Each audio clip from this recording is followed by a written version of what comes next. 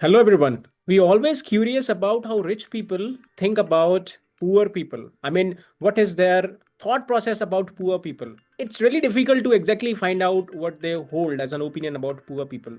But sometimes certain statements being made by certain powerful people positioned in some higher position are enough to have a glimpse of what exactly they think about poor people or poor countries. Actually talking about in the context of developing countries versus developed country. So there was a man Emmanuel who was a chief advisor of some international monetary fund, and when the question raised as to whether the wastage should be dumped into this developing countries or not.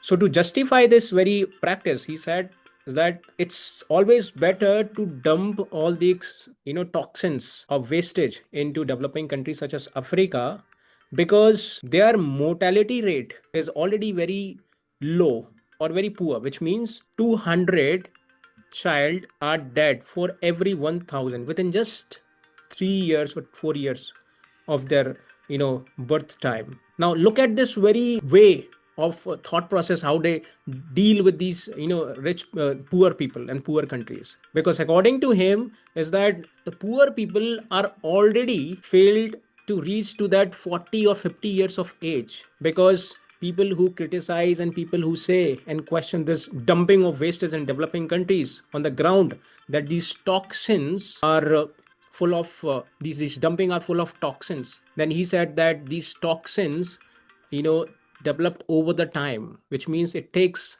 time, 30 years, 40 years, to develop a disease such as cancer.